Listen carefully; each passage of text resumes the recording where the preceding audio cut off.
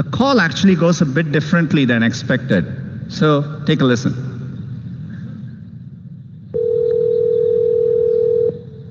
See, how may I hear you? Hi, I'd like to reserve a table for Wednesday the 7th. For 7 people? It's for 4 people. 4 people when? Today? Next Tonight? Wednesday at 6 p.m. Oh, actually we reserve for like upper like 5 people. For 4 people you can come. How long is the wait usually to be seated? For when, tomorrow or weekday or? For next Wednesday, the 7th. Oh no, it's not too busy. You can come for 4 people, okay? Oh, I gotcha. Thanks. Bye bye.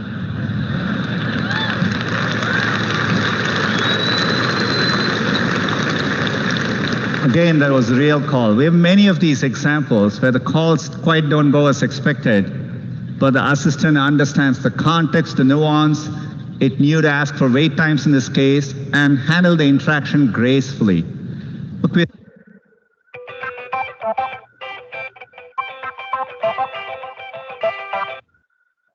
Yeah, so think about this. Even the second conversation was even more difficult. Like the accent was different. Um, the the way the person was talking was very like when, today, tomorrow. Like for us it is easy to understand if I say when, today, tomorrow, day after tomorrow. But every word is individually speaking, it has its own meaning. Today is different meaning, tomorrow is different. So for our artificial intelligence to pick up that, it's quite interesting. So it's a lot human like conversation with the artificial intelligence. Once you can once you can have that type of future where this type of technology, and this is going to become more and more available for regular people also over a period of time. We don't know after how many years, but like in terms of robots, like in terms of like just Henriette was giving some examples of yesterday, I think, of robots which can do regular small tasks for us and save our time. You just have to install this type of conversation ability in the robot, and then see what you can have a very meaningful conversation also, maybe in the future, not maybe now, but in coming years. So how that will impact the society and so on.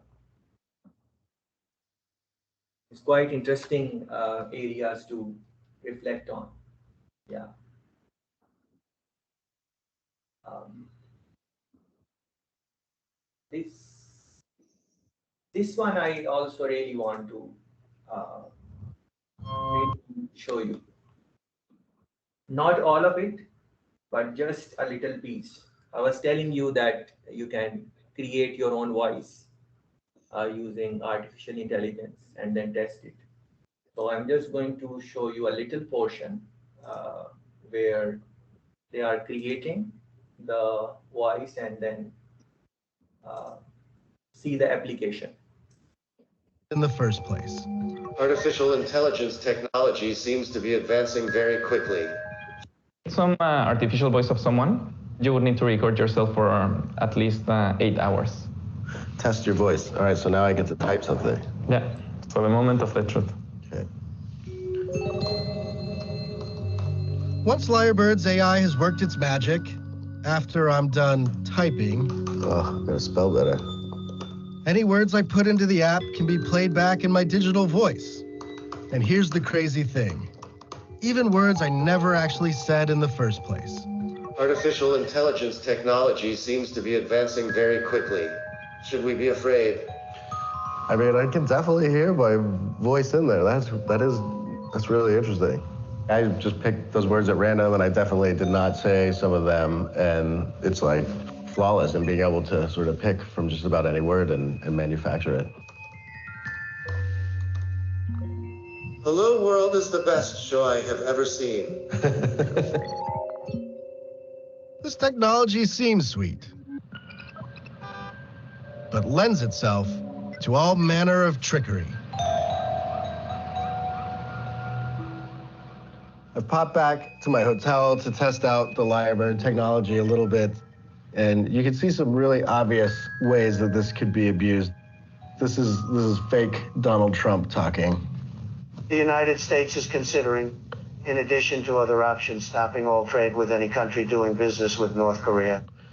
And then you could picture somebody taking over your voice and creating some mayhem in your personal life. Now, to really put my computer voice to the test, I am going to call my dear, sweet mother and see if she recognizes me.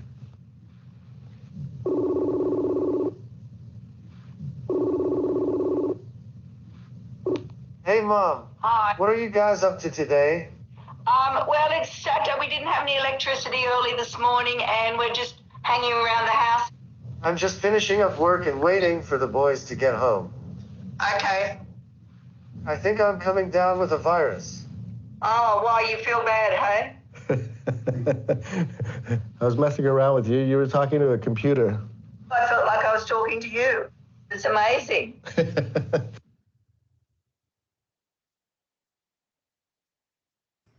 Yeah, so I don't want to show all of the video. You can watch it in your own time, but think about it. He's talking with his mother, and what is she saying there? I felt like I was talking to you. It is amazing. Yeah. So think about the applications, and then, maybe think about in terms of career also, like the security issue, as we were talking in the first session on Monday.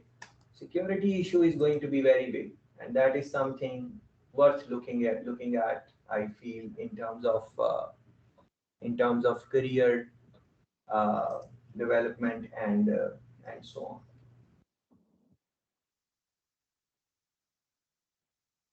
Others you can watch in your own time. So that is, I was just trying to pick up from yesterday's conversation, yesterday's whatever we were doing yesterday. So as I was saying earlier, that these type of technologies, artificial intelligence or other type of technologies, they are going to build on something like robotics or those type of things. So I want to spend some time on the capacity and capability of general technologies, yeah. And then you can now reflect that you just need to now install artificial intelligence and these type of things on those technologies, and then think what would be their capability, how much the capacity would have increased by doing that. So I want to spend like maybe half an hour or 40 minutes on talking about, maybe a little bit more. We'll see how it goes. So talk about general technologies. Yeah. So with technologies, I'm trying to say that it should be like handshake, as I think referring to this yesterday. So it is a combination of human skills, whatever humans can do better, and then whatever technologies can do better. It's a handshake between them. And this I wanted to show you, like, you would already know that a lot of jobs are being replaced by by using these type of technologies like robots and even if it is not full robot, it is like robotic arms or robotic legs. Those type of things, sometimes companies are using them.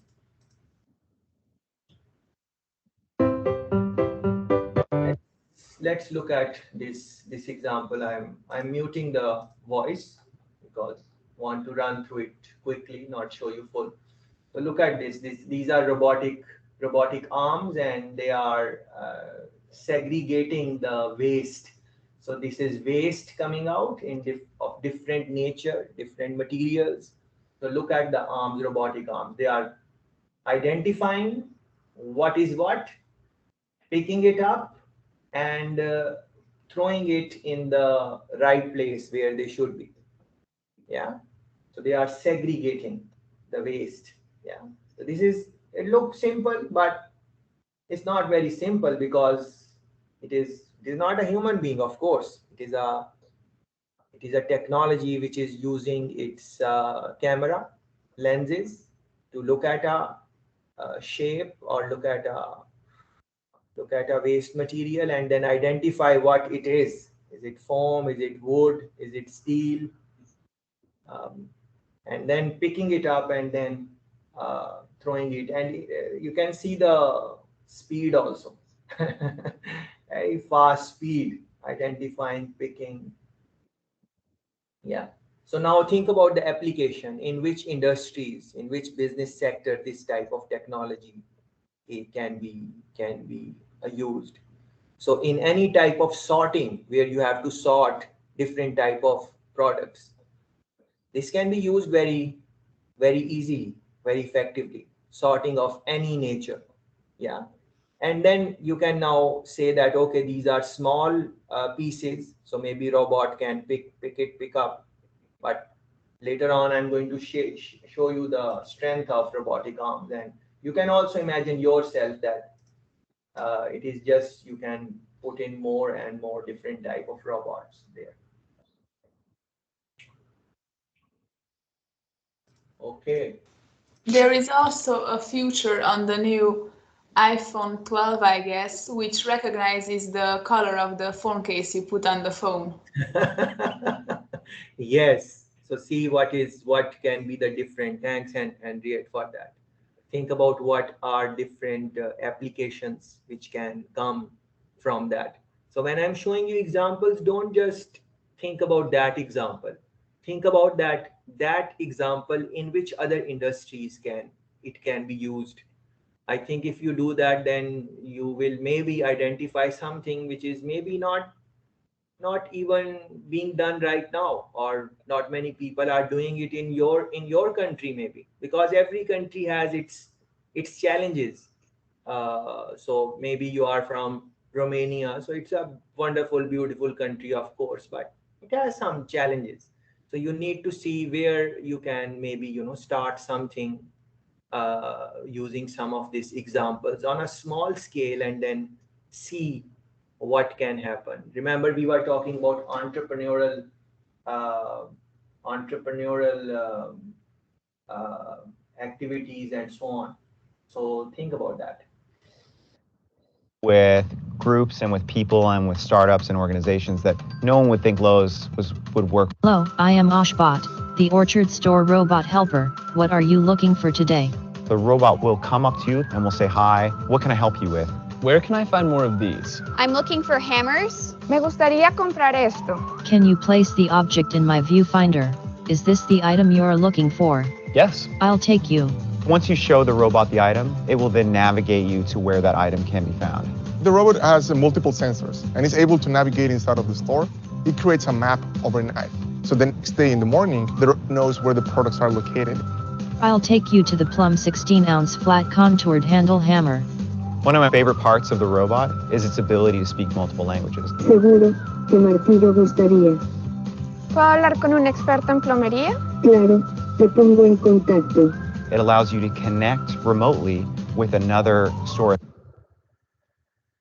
Again, I don't want to show you all of it. I just wanted to give you an idea. And this robot which you saw a while ago, this is the robot, and companies are using this. And this is an example of a company which is using it. And customer comes in, and they show them the object, and from the lens it can identify the object, whatever it is, nails, what is the size of the nail, and then take the customer to the place where it is in the big warehouse.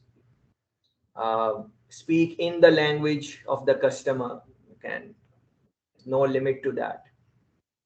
and so on. Now you can imagine the utility of something like this. And then it also, it can increase also the traffic in the in the for the company. Maybe more people would want to come and see what is how this thing operates. So in the US there is one warehouse which is using this, and maybe now more are using. And if you look at the posting date, look at this. This is 2014, 15th December. Yeah, and what a coincidence. Today is also 15th of December. So this is exactly 7 years ago. 7 years ago. Yeah. 7 years ago. This technology is already functional and working in the warehouse. Now you can imagine what might have happened in these 7 years. Yes. Now again, we can say that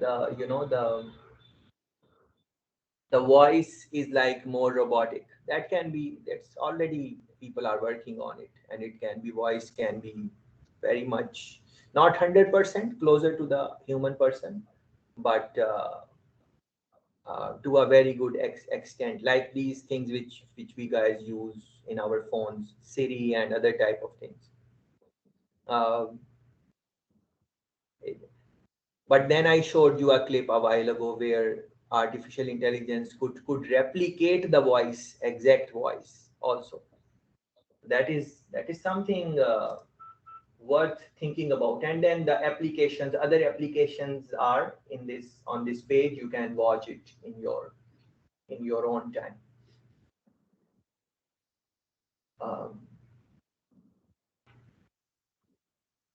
Like I was talking about the strength of these type of robotic arms. Again, the voice is mute. Just want to show you this. Like, look at this. Look at the stability of the robot, how it is carrying. It's placing it at the exact place where it needs to be placed. It is picking up from the exact place where it needs to pick up. The boxes are good size. And then of course you can increase the weight of the boxes and increase the strength of the robotic arm. And imagine it does not need to stop working. It will keep on working. Even in the night, it can keep on working. Yes, there will be maintenance and so on. But now what makes us think that these type of jobs would not be replaced by these type of robots? Why that will not happen? Maybe in some countries it will happen late, but eventually this is where companies would like to go, because now when you have these type of workers in the warehouse, you have different type of challenges to deal with them. There are theft, for example. Sometimes those type of people, sometimes they take away things from the warehouse or something like that. So the theft issues, they don't feel like working today. Yeah, I don't feel like working today or something like that. So robot would not have those type of challenges. It would have other type of challenges, as we have been discussing yesterday and today. I don't have to repeat them. I think we touched on various challenges.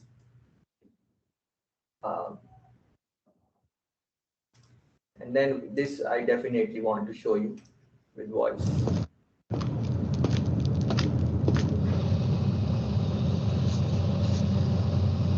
Hey Jack, it's here. Okay. Hold it. Yeah. Stand. Look at that. So yeah. I'm gonna zoom in and take information, so see that? Yeah. And then it'll just get sent directly to you.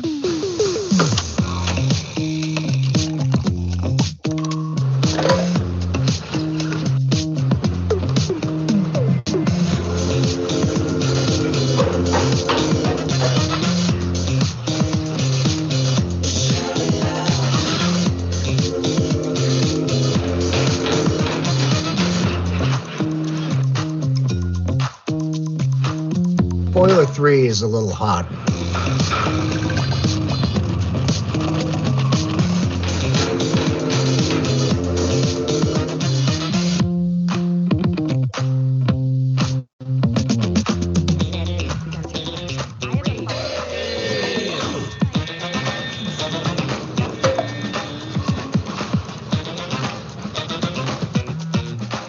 Hello? I'm on my way down there right now. No, just hold on. I'm looking at the gauge right now, and everything looks fine. Okay. Good night. Hey.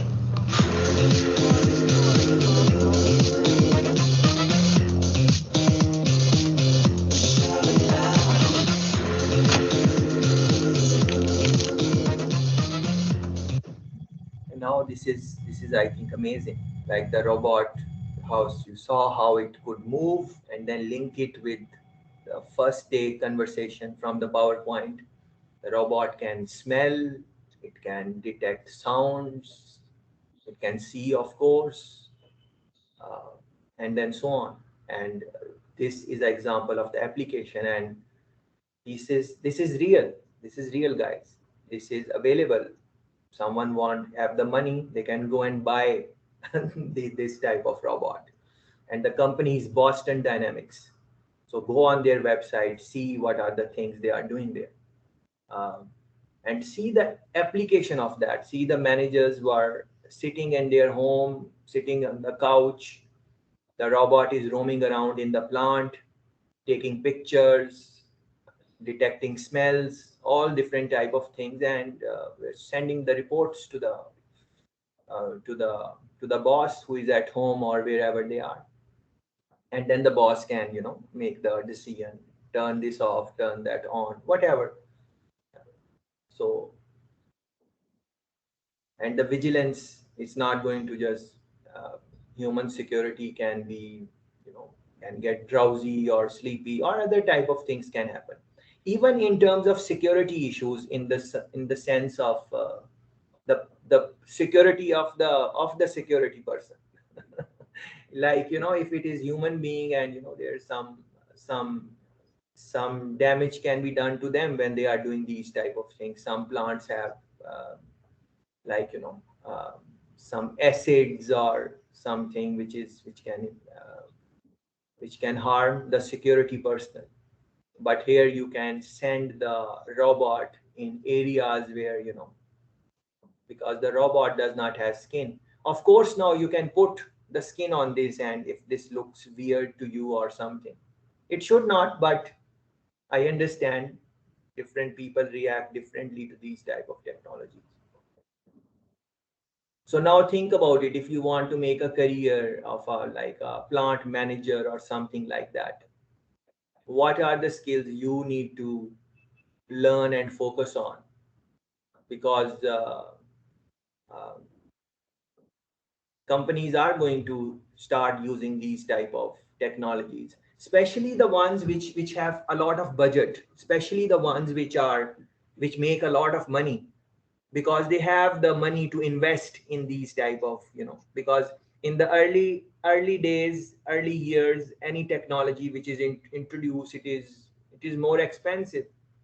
But as the years go by, it becomes cheaper and cheaper. So for example, iPhone 1, what is the price of iPhone 1 today? And whatever is the new model, what is the price of that iPhone? The price is different. Why? It is just the more modern technology, if you want to call it, or so on. So with time, the prices of these technologies will go down. But as we are speaking now, sometimes the prices are high, and the companies which can afford it, if you want to work for example, Amazon. If you want to work for Amazon, you need to reflect on that. Like what is the skill set which I need to develop to work in that type of company? What are they looking for? It is, I think, very, very important. And this is the right time to really reflect on this. As I am talking about this, I'm recalling something which I glanced some time ago. I don't know if I bookmarked it or not, I think, yes, yes, beautiful, very good, very good, very good, very good. Yeah, look at this. This is from Google website, Google blog. It crossed my eyes some time ago, and it's quite fascinating. And I would like to share with you. So grow with Google, yeah, work at Google and so on. Senior Vice President of Google, Google Affairs, a digital jobs program to help America's economic recovery. Digital jobs program. Yeah, of course you need to run some searches on this and so on. And look at this. College degrees are out of reach for many Americans, and you should not need a college diploma to have economic security. Please pay attention.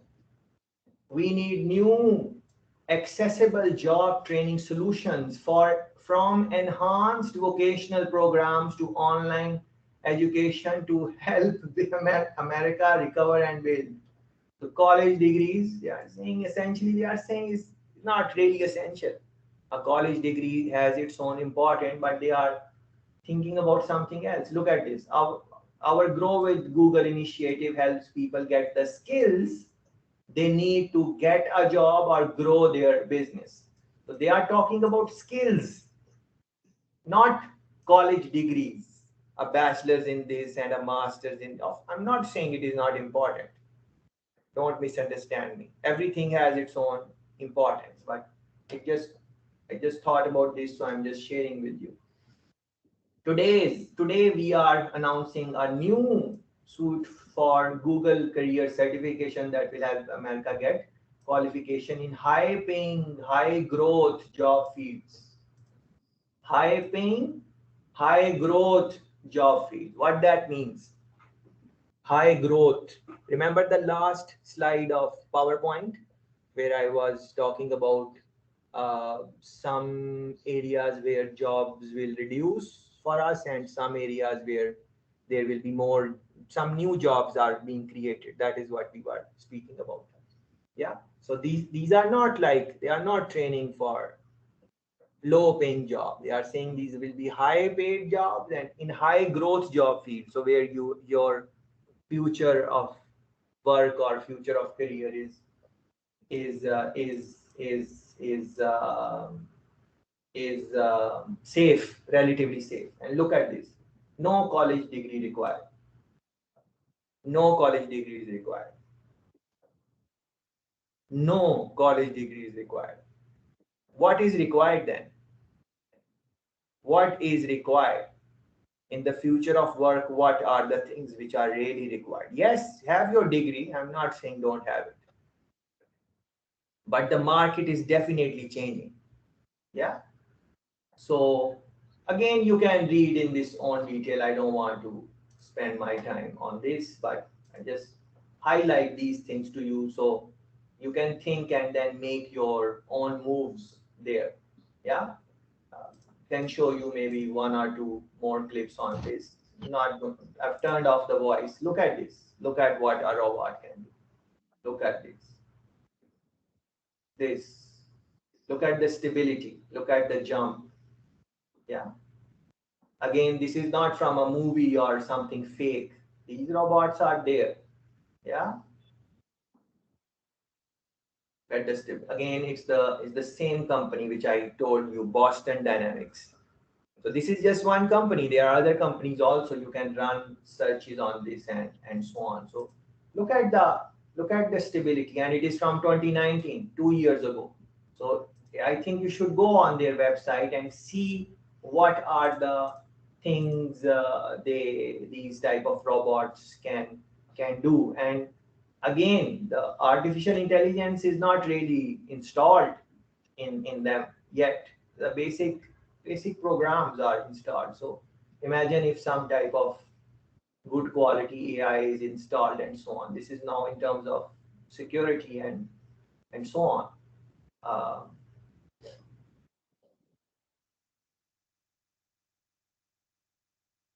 so what it can fire, it can do different type of things. Look at this stability. Yeah, very stable.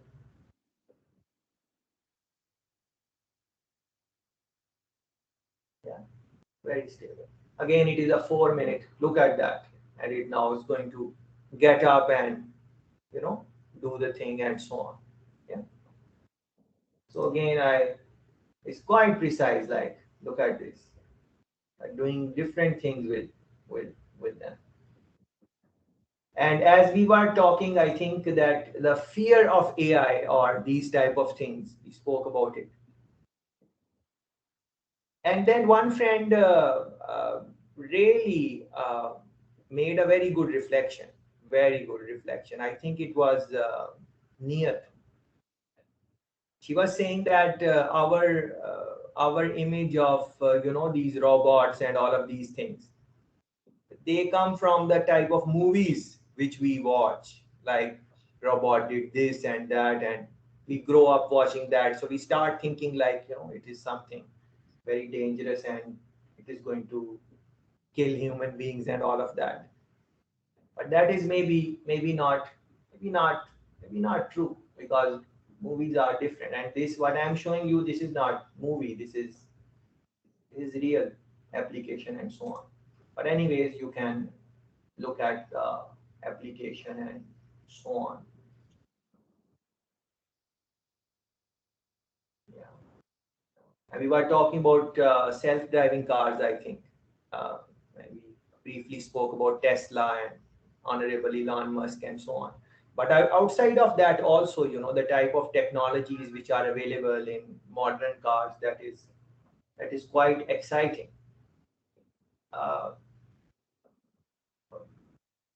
Even in terms of self-driven cars, uh, this example is very good. Hyundai, please watch this and see what is happening. So application of other technologies, and then you just need to think that what are the possibilities if AI and other type of technologies are installed in these. So for example, drones.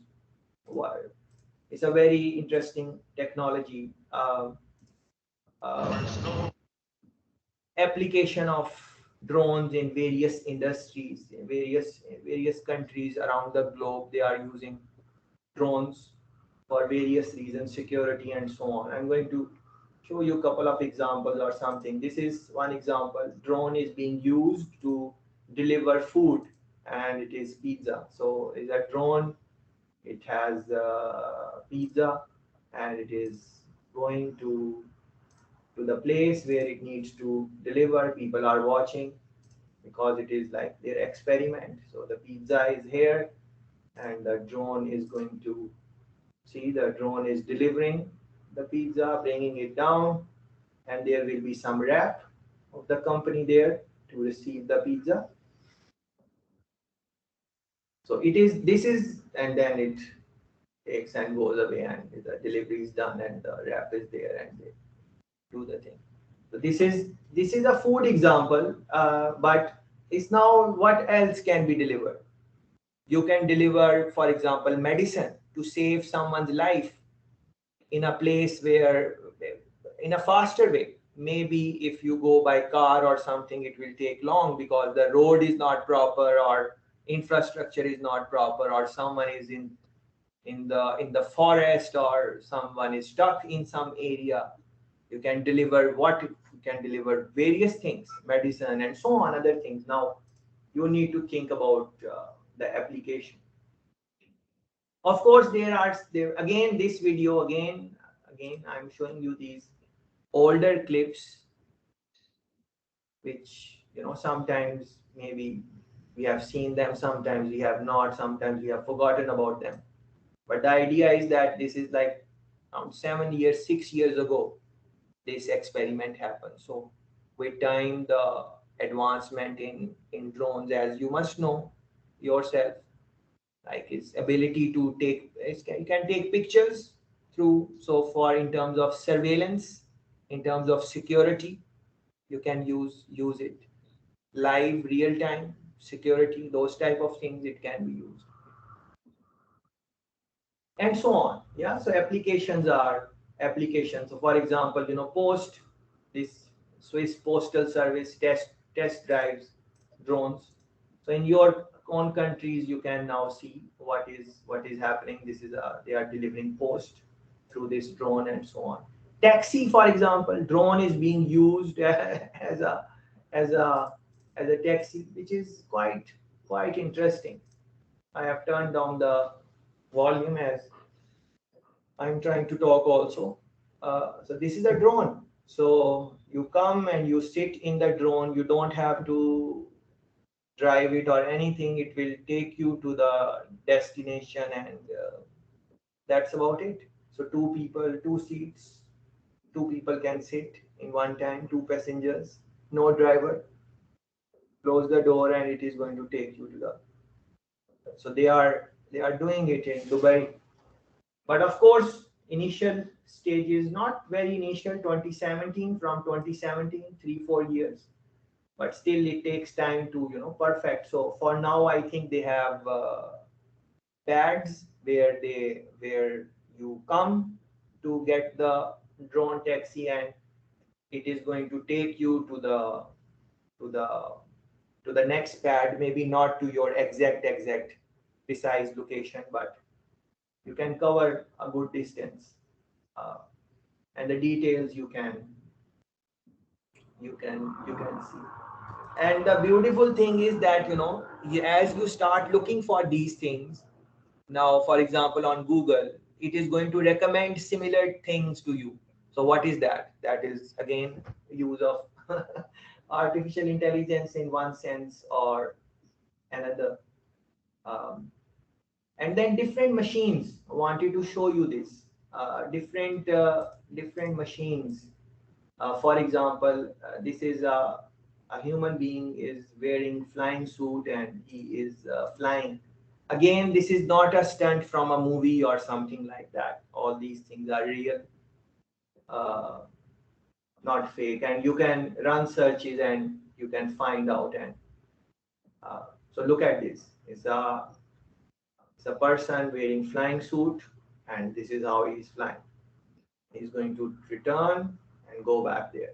It's not for a movie or Hollywood or something.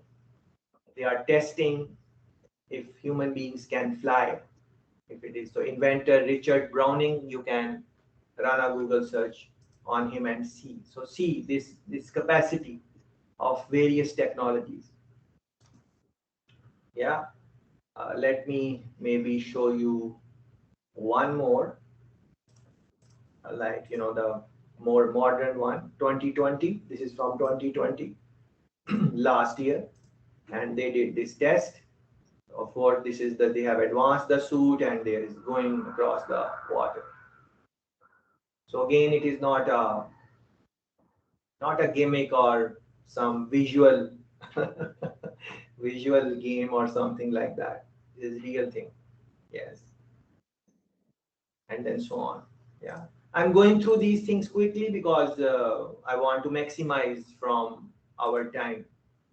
Uh, so gives you a sense what is happening. Yeah.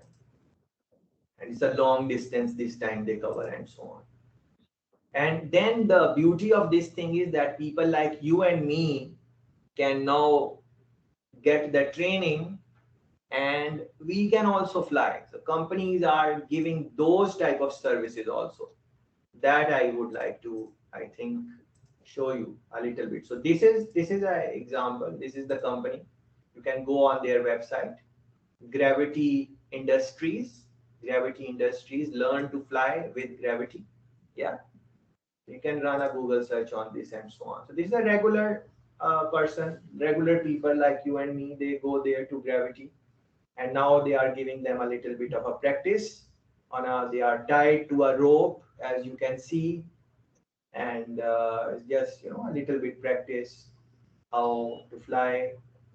And of course, they are nervous right now, but this is how things start. It is just like learning how to walk. When we started learning to walk, we were falling up and down. And if you don't remember, you can just look at any child, a small child, how They are falling down all the time. They cannot even take 2 steps. They stand up and fall, stand up and fall. So that is, but now you can also run, whatever, and you don't fall that often. See, all age groups are testing it. Yeah, this is very interesting, and regular people. Yeah, and now one of them who has gotten some training, she is now outside of the training place, and then on the without a rope, she's able to do it. Not very high, but because she's new, so but see, she's outside without the rope, and with a little training, she's now flying. Yeah. Yeah. It's very interesting if you think about it. Very interesting times. Very interesting.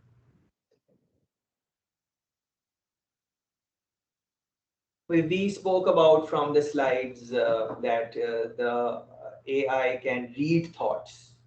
Read thoughts. Yeah. That is again quite a controversial thing. Many people think that how artificial intelligence can read our thoughts. So these ones are not really linked with that, but mind controlled bionic arm.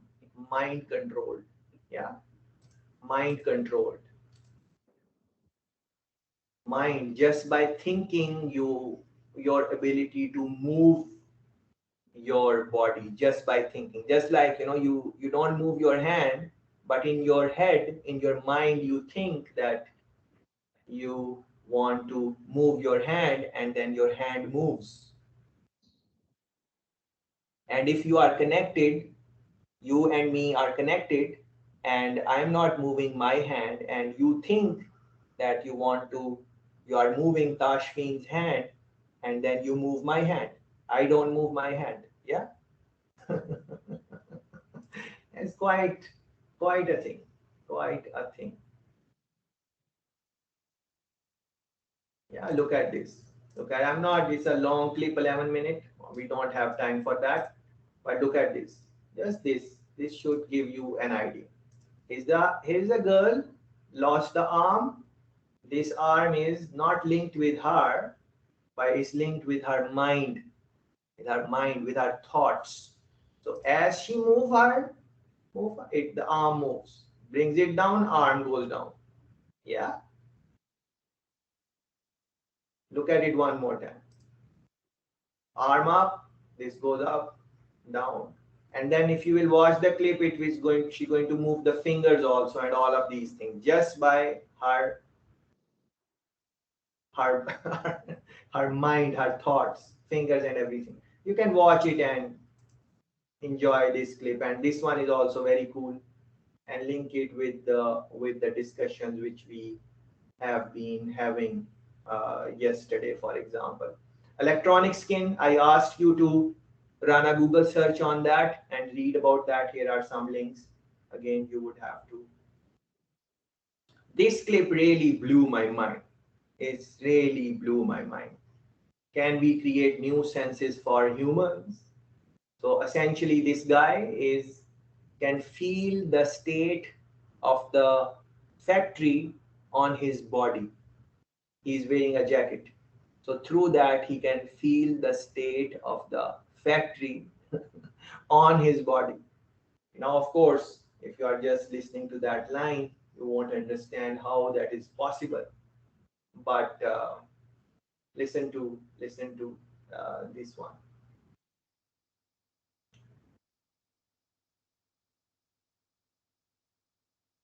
I was telling you about giving the look of a robot to of any look you want, and here is that story. Man builds Scarlett Johansson robot from scratch to fulfill childhood dreams, and it is scarily lifelike. Yeah. So here is the robot. So he made this robot and gave her the skin or the looks of his favorite actress. But it is a robot, it's just the skin and everything. So now what are the possibilities? What are the possibilities? You like someone and you don't get them, no problem. You create them. Only thing is that you know that they are not real. But then what is real and what is not real, that again. So one friend was, I'm happy you guys were talking about Sophia already. Here is the link for Sophia and other similar type of robots and the things related with uh, this type of conversation. There are many things which you can. So this is, I quickly wanted to show you that, you know, these are some of the technologies and their capacities, capabilities. And now you include artificial intelligence, even weak artificial intelligence on this, and then see what type of future we are looking at, or how we should prepare for ourselves for that type of future. Yeah.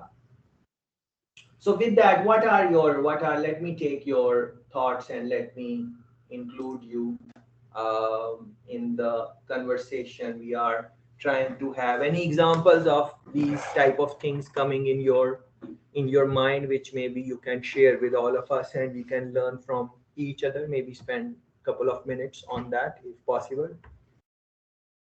For example, who was telling me about the girl who can lock the doors, and she has implanted something in her skin, and from that she can lock and unlock. Someone sent me that in their reflection. Who was that friend? Tell me about your countries, where what type of technologies you see around, anything on those lines, even maybe at your workspace or generally in your country. What type of technologies are already being used there? During the times of COVID, maybe, you know, anything interesting happened in terms of technology which helped? Anything on those lines? Floor is yours for a couple of minutes. Anything? I would say something.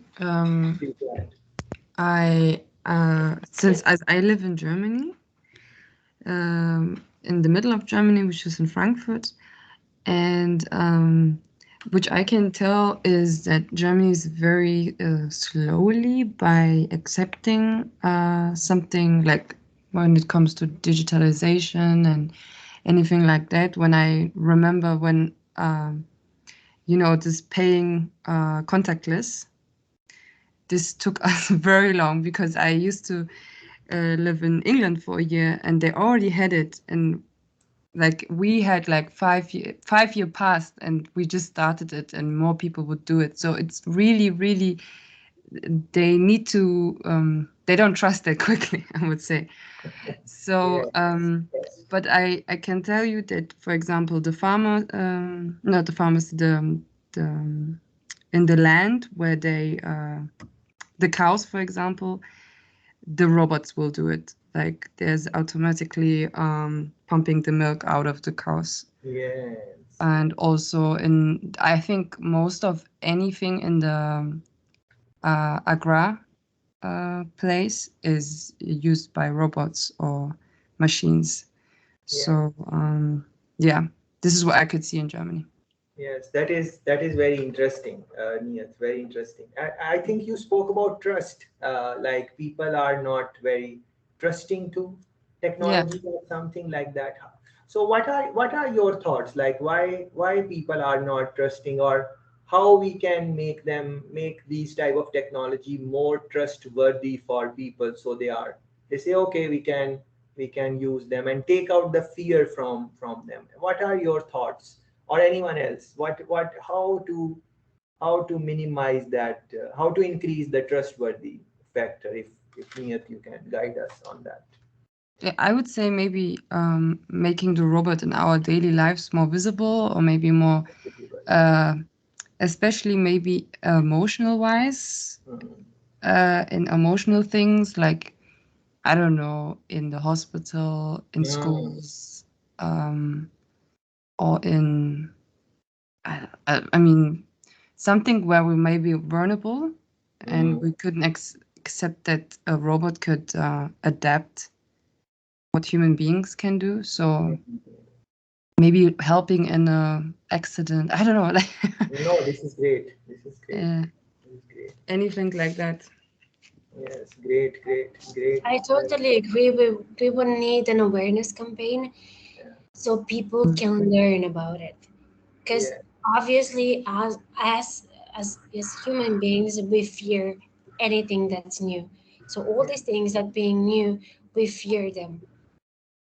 I mentioned before that we saw something on TV growing up, so we created our image about that thing, which is totally wrong about it, because it won't just take a gun and shoot us or anything like that, obviously. But then we have to inform people. We have to make awareness campaigns, like for COVID, for example, because no one believed that COVID exists up until like it was here and everything was locked down. So yeah, I think it's all about informing people and teaching them what it is, and all the positive sides, not just the negative effects. Beautiful, beautiful, excellent, excellent, beautiful. Very happy to hear thoughts from both of our friends, and I think we should do it in our wherever we are, where whatever is our area of influence, in our family, in our friends, or something. These this awareness campaign type of thing. Of course, it's not 100% safe. You are going to see accidents of self-driving car. You are going to see even if you Google search now that robot killed a factory worker, you are going to find couple of things. I'm recalling some things like robot was working in the factory floor and some human being was killed. But then if you read the details, you are going to find that human being came in the wrong direction where he was not supposed to be there. So on one hand, now you can now make a story out of that robot killed human being and this happened and that. It's not that. So being cautious is one thing, and then not. So awareness campaign, this is a great idea. Niyat used very interesting word, visibility. Visibility. I think this is, she really pinpointed the real thing, visibility, like the thing which is more visible, the chance we get familiarity, like human beings go for familiar things, like something which is too off or too different, like aliens or whatever. We say they are aliens or whatever, but aliens, if there are any aliens, I don't know if there are or not, but if there are any other life forms in other, and there, it's a possibility there are other type of life forms because universe is very big. So for us they are aliens, but for them we are aliens. It's just like that. So it is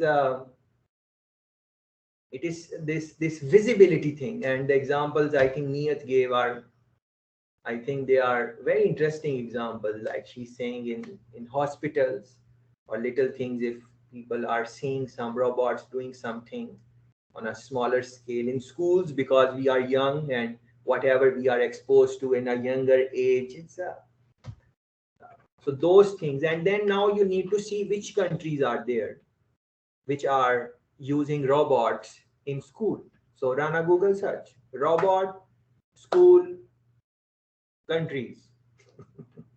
Just like that.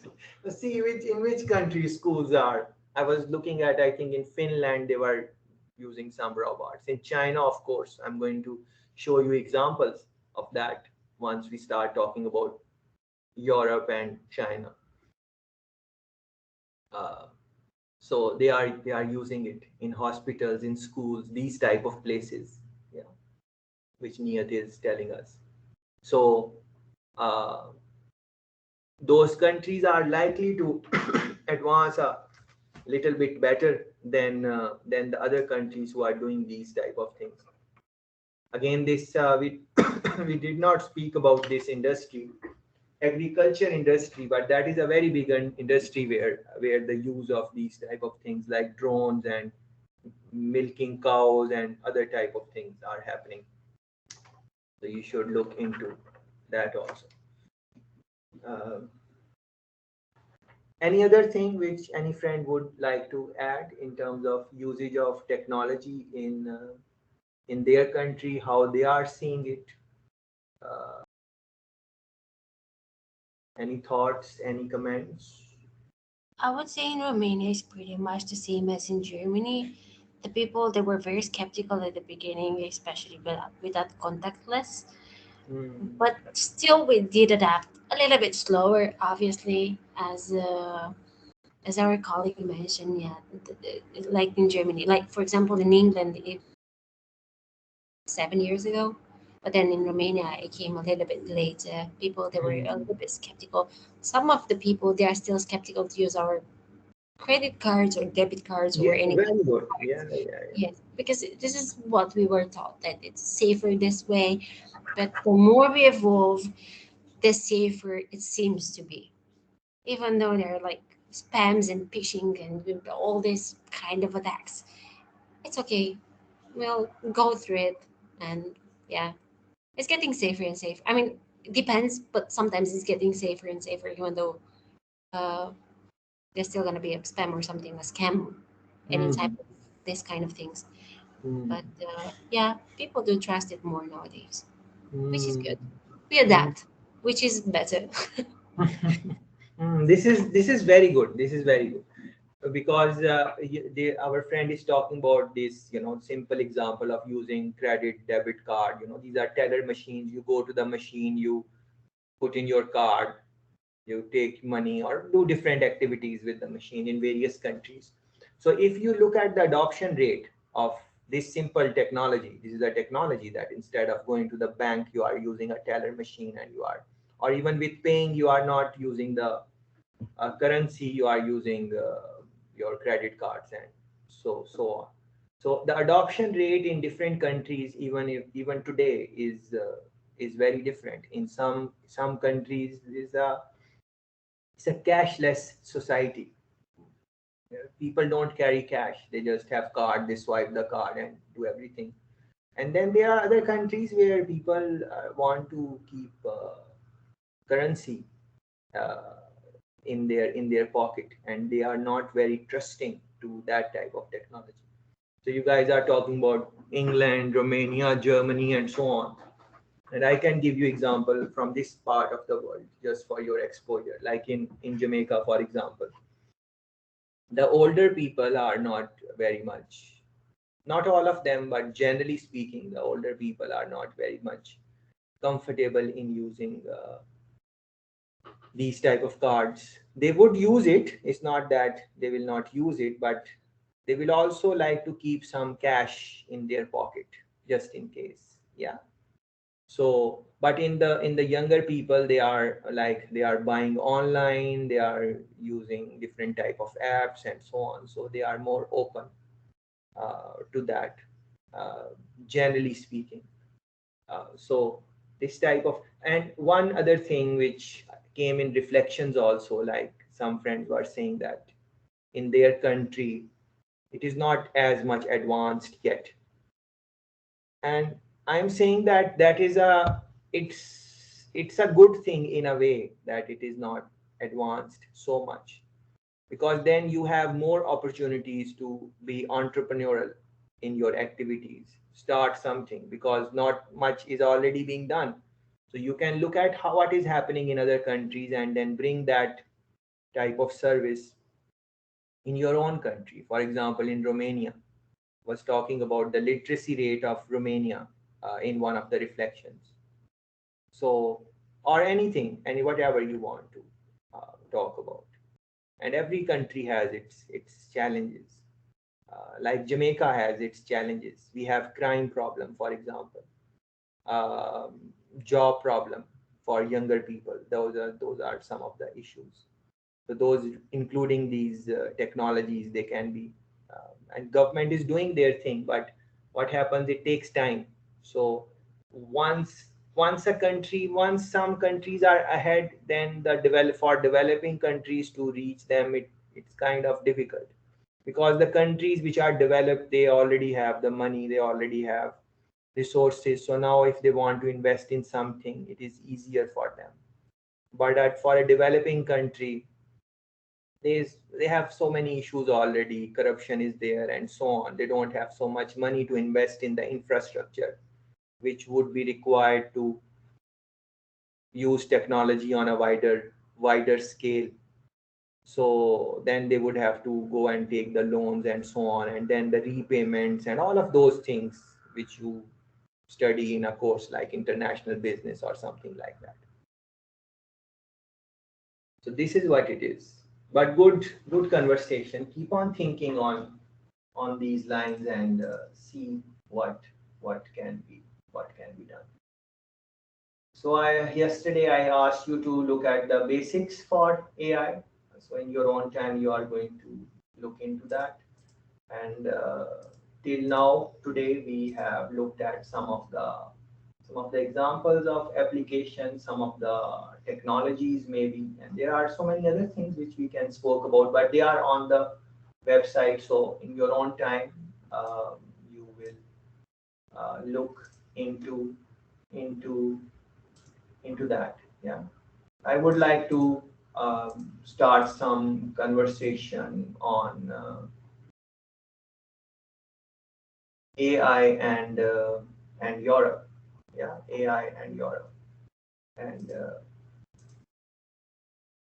yes, yesterday I think one friend I was referring to, someone has implanted a chip in their hand, and from that they can unlock the door. A friend in their reflection, they mentioned that. That's very interesting example, and you can run a Google search if you are not familiar with that. Just run a Google search, chip girl, and you will find it. It's quite interesting, chip girl. Yeah, this is what it is. Just run a search, chip girl, and you can read a little bit about that. Anyways, so we would like to have, this is the link now, AI and Europe. So these are the two things which we will spend our time today and rest of 2 days. So this one was about the basics. This link is AI and its application. And now we're going to talk about AI and Europe. Yeah. So as you guys have already given some examples of Romania, Germany, England, and so on, from there we can build on that. Before we even start speaking about Europe and give some of the examples from European countries, it is, I think, maybe good to have a little bit of a global context on artificial intelligence. So for example, these type of articles you should read on the artificial intelligence industry and global challenges. So in the global context, what are some of the challenges which countries are facing? Yeah. So for example, this one, national strategy and action plans for AI. So if it is very small for you to look at, you can go on the website and as I'm talking about these articles briefly, you can also look at them in your own browser if the font is. I try to increase the font, but still it is small. So national strategies and action plan. So yesterday I was requesting you that in your own country, like for example, Germany, national policy of Germany on artificial intelligence, run some Google searches. Because what happens in looking at national policy, they are going to give you some guidelines that in the future, this is where we want to invest in these are the areas which we want to go in, focus on, and so on. They would have some type of strategy for 3 year, 4 year, 5 year, and so on.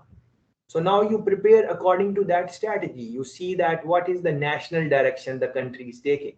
For example, Germany or Romania or any other country, it does not matter in the Europe. And then prepare yourself according to that. See what they would require in coming years, 5 years. And these are not very difficult reports to read. They're simple reports. And from there, I think if you plan, then your chance of success is quite higher, because you would have skills which the country would need in the future, because that is their direction, that is the way forward for the country. So I think that is something which maybe you should look into. Yeah, data is a competitive advantage. We have been talking about data yesterday and the day before yesterday. So the importance of that, they are talking about like Google, Facebook, Salesforce. If you remember, we were talking about Salesforce yesterday, I think.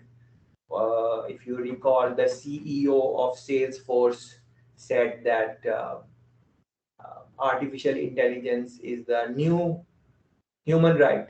It should be the new human right. Yeah, something along that. So the idea is that run some searches on this artificial intelligence industry and global challenges, because challenges sometimes give us some sense or some direction, that or opportunities. A challenge there is some opportunity also in that. For example, COVID-19 is a big challenge, but on the same way it's an opportunity also. And you must have seen that there are many companies which made good money also in this time. Of course, many businesses were shut down and so on. We know that, but there were some businesses which grew also, and there are many new opportunities which came in. Many industries changed in many ways, and then you can now think that what role technologies can play more going forward. I think that is something which, and if you will reflect and read in your reflections, I think you should reflect on those things, not just the things which we mention in our conversation, or which I mention or I show you some clip or not, that you have seen. But in your reflection, maybe you should go a little bit, try to go in the next 3 days, try to go a little bit beyond, maybe something which we did not discuss, or or you want to talk about that. I think that would be nice thing to do. Forecast the business value of artificial intelligence worldwide 2017 to 2025. Yeah. So these type of, like, for example, recommendations, you should look into these type of recommendations. What are they? What are they saying? And this is a very reputable, company, Gartner. They do a lot of research. Yeah. So these type of things you should look into.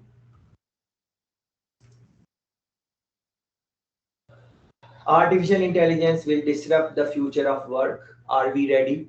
Yeah. And essentially, this is the question which is one of the questions which we have been trying to reflect on since we started talking on Monday. That this is what is happening in the field of technologies. Maybe in your country it is not happening, but it does not matter. You should learn about it, and you should expose other people about these type of things and see what are the opportunities. For example, I am speaking with you from Jamaica. When I go out, businesses are not using artificial intelligence. There are not even plants where robotic arms are being used. Those things are not happening. It's a developing country. Yeah. But I am reading on these things and I am reflecting on these things and I am seeing, observing what is happening in the environment, what can be done, what cannot be done, and so on. Those type of things. I'm thinking about that. It is not necessary if in your country, in the Europe, these things are not happening, which are happening in maybe in UK or a more developed country. It is fine. There is no problem. But eventually, if it comes in your country, you would be a little bit ready or prepared in some way or another. At least you would not have the wrong perception about these technologies, which comes from social media or from the movies or the outside world or the people who are not very much uh, open to these things because of these fears and so on. Because think about it, Amazon is making a lot of money. They made a lot of money in COVID-19. How are their operations? How are they operating? Just a little Google search or YouTube. I'm just gonna randomly look for something. Amazon assembly robot. What is happening there? Yeah, so I just ran a Google search randomly. I did not even prepare or anything on that. Just look, it's a short clip. We just quickly go through it. So what is it? Look at this. What is happening? What is happening in Amazon? This is what is happening.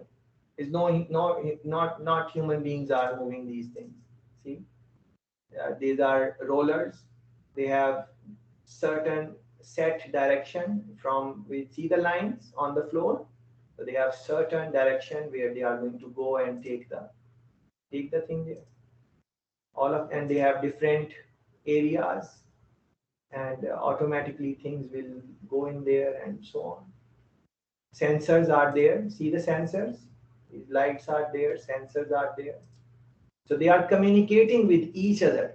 These rollers are communicating with each other. Yeah. And see how it changed its direction if you observe. See the roller. See, it's changing direction and it's go that way now.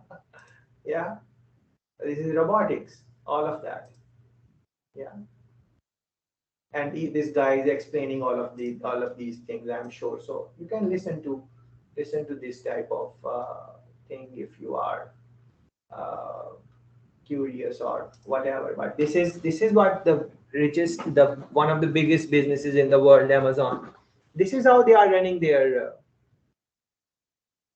And if you will look deeply in the videos, you will see that there is one manager running 300, 400 robots in the assembly line, on the floor, on the warehouse. One person managing 300 robots. You will see not a human being in the warehouse, just 1, 2, 3 people, and everything is being done. And there used to be people before 3, 4, 5 years ago, but they let them go, and they are using these type of robots.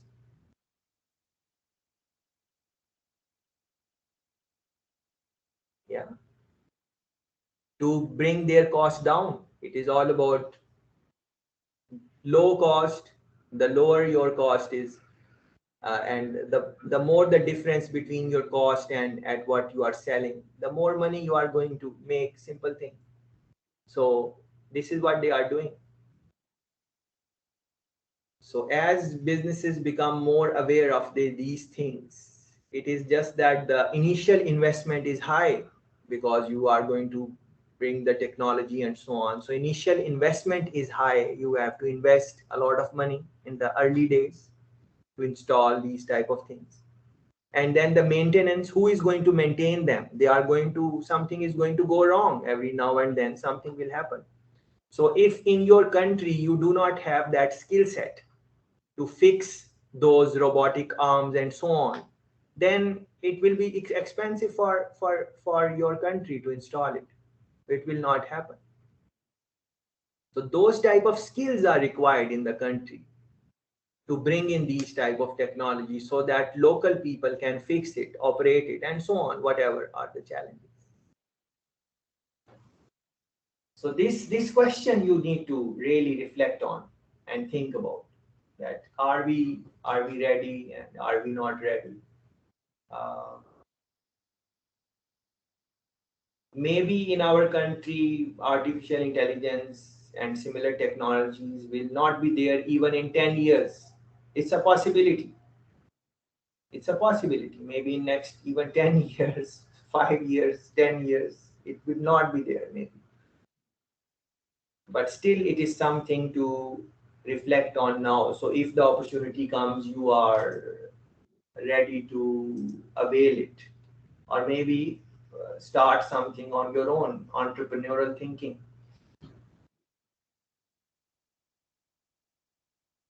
For example, this type of thing, artificial intelligence in emerging markets. What are the opportunities? What are the trends? What are the emerging business models? Yeah, emerging business models. Like the business models we study in our undergraduate and so on, the business model, how the business supply chain models and so on, which you study in your, in your school and university and in the books. Are they really, I want to raise this question for you to reflect on, are they really the models which the modern companies are using? What is the model of Apple, for example? Have you studied the business model of Apple? Someone mentioned iPhone, and all of us, we like their products. Are our friends familiar how Apple company runs? What is the business model of Apple? Yeah.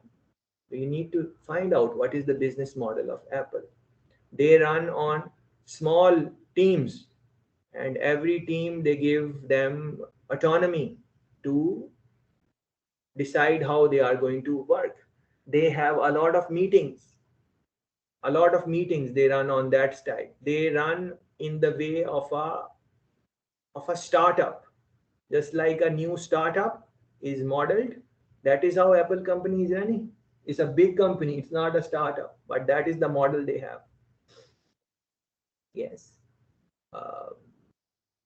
They allow some team members to pick the projects they want to work on sometimes. Yeah. So you would have a job, for example, in your company, and whatever job you have, so you go there 5 days a week, and they will say, okay, if you are performing at a certain level, they will say, okay, what on Thursdays between 10 a.m. to 2 p.m. for 4 hours, you can work on any project of your choice in the company. Any project, anywhere, any department.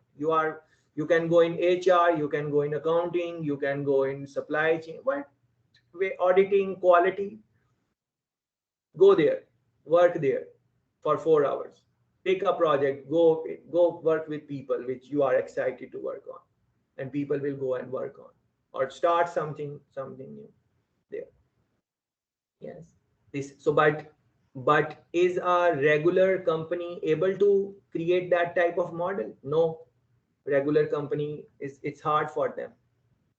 It's hard for them to let employee work on, let workers choose what they want to work on. But if you reflect on what I'm saying, you will of course see that it will improve efficiency. If wherever you work, if your boss says that, okay, you select the project, what are you passionate about, which area you want to work in the company, what type of work you want to do, you select and you work on it. It's a high chance that you will be more motivated to do that job, and because of your motivation and your passion, you will do it in a better way. Yeah, it's a very big possibility there. Yes. But regular companies many times don't do that. So again, I'm going a little bit off, but I wanted to just reflecting on business models. Like, what is the business model of Facebook or other type of companies, big companies? which are very successful, who are making. And then are we taught those business models in the classroom, in our textbook business policy course or business strategy course or relevant courses where organizational development, organizational behavior, these type of courses, are we taught the modern, the futuristic business models? Not really, because they evolve way quicker than we can adapt to our books into our education. So I think this kind of things, they have to be self-taught.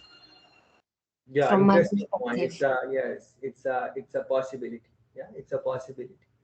So good point there. So this thing you need to, as our friend is saying, self-taught. Yeah, work on these things and reflect on it, and see Alibaba, for example, in uh, in China, they are doing very well. So reflecting on their business models, and as our friend is saying, seeing what you are seeing in textbook, try to figure out things around these lines. So things like this, Finland's national artificial intelligence program. So your country might have their own AI program, and generally reading the AI programs of different countries, not just your country, is going to expose you that what are the things which other countries are doing. Like maybe other countries who are at that same level of your country, what are they doing? Now you cannot do things which maybe China is doing or maybe US is doing, maybe, I don't know. Yeah. So equal level of countries, what are the initiatives they are taking? Yeah, that would be and I've made some postings about different countries, as I'm trying to give you some reading on understanding global context. So you can, in your own time, you can read and scan them and see what is happening, and maybe in your reflection maybe mention something around that, if you are able to read it.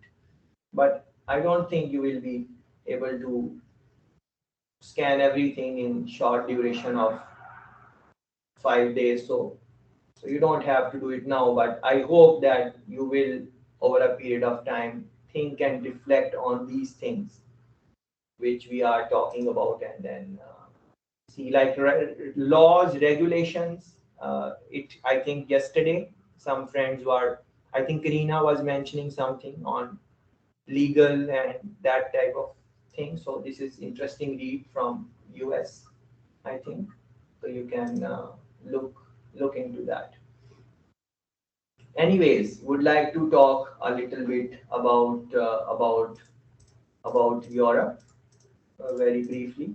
You guys would be aware already of many things, hopefully.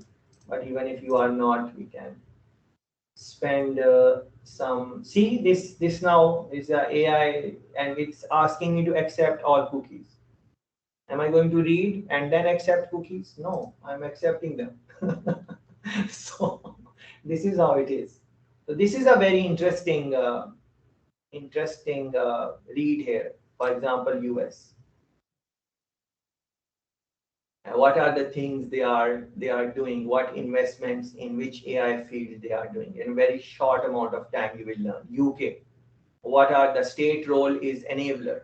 They are enabling the society to incorporate various type of technologies, including artificial intelligence. That is the state role, being enabler. Yeah, and then they are made some France. Yeah, what is the state role here? Yeah, defends Europe's digital sovereignty, lead in ecological AI, and that is what I was trying to say earlier. Is that don't have a overall understanding of AI, but then focus on your own area of interest and how artificial intelligence is making changes or making improvements in that. Just like France is their objective is to lead in ecological AI. Yeah. So if you are in ecology, yeah, and you want, that is your passion and that is your interest, and you start reading about ecological AI and develop some competencies around those areas, then France is your destination. You are, their country is trying to lead in that area. So if you will have competencies, you will find interesting opportunities there. Yeah. So this is, I think you should, but this is just a thought. You do what is, you have your circumstances and everything, you have to see what is what. But it is just interesting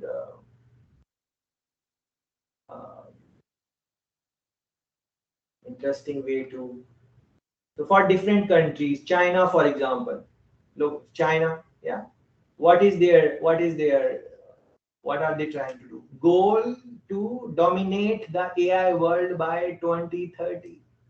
Their goal is to dominate AI world by 2030. Next 10 years, their goal is to dominate. Yeah. So for that, that is, so now it makes sense. They are collecting data, working on it, making algorithms, more data, better the result is going to be, more accurate, the accuracy level is going to go high for them.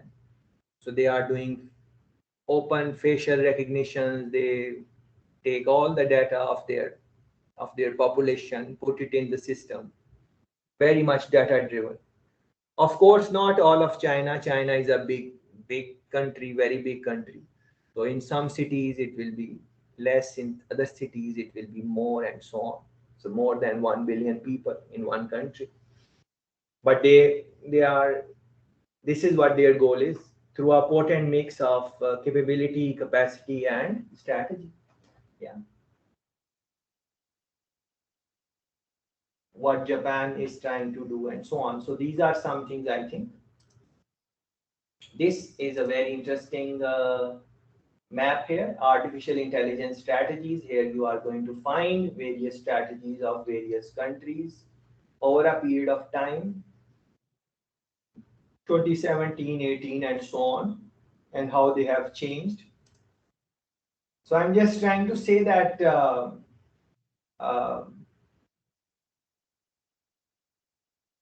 this is very interesting. Machine learning and AI in Europe. Yeah, overall Europe, your report on Europe, what is happening in the environment. Yeah, how different companies are making investments, which come up, and the companies are going to go in the country where the people would have the skill set which they are looking at. And now try to recall what I was saying about Google, and they've said that degree is not a requirement. You will do these courses and you will build the skill set and so on. So I hope you are making the linkages of these things. Yeah. So now, and every country would have some even good countries. Like for example, Switzerland is quite a country in many ways, but Switzerland lags behind global competitors on a global scale. Now this is a short piece. It gives you some sense that what are the things where Switzerland maybe needs to work on and so on. Very short piece. Yeah, what other countries are doing and what you can do this work for your country. This is a job. This is a work. Like for Romania or any country, I'm saying Romania because the course is being conducted there. But any country, like what are other countries doing, and what is my country doing, and where are the opportunities where we should and write pieces on that and send it to the local newspapers and get yourself published. That okay, you send a letter to the newspaper, write in your university magazine, anywhere, make your own blog and start talking about this, that our country should do this or this or this, if you are passionate about that. Yeah, whatever you are, but I'm saying there are many roles which you can think about, and especially more roles if your country is, you think that it is a little bit behind in technologies. Yeah. Okay. AI in Poland. Yeah. Again, I would not have time to go through them in detail, and we don't have to also. You need to read on the countries which you everyone has their own preference. So you need to read on the things which excite you more. Artificial intelligence in Swedish business and society. Yeah, it's a summary report. You don't have to read all of these reports. You can just go in the section and read the recommendations. Yeah, what are the things they are recommending? Even that is good enough. 5, 10 recommendations papers usually make. What are the recommendations they are making, and from there you go on. Anyways, let me show you some clips. So I was talking about the chip girl, which one of our friends mentioned in their reflection yesterday. I think Henriette mentioned. I'm forgetting now. I would have to check who mentioned. But look at this one. The thing about Hannes Huerblad isn't the phone in his hand. It's the microchip actually in his hand.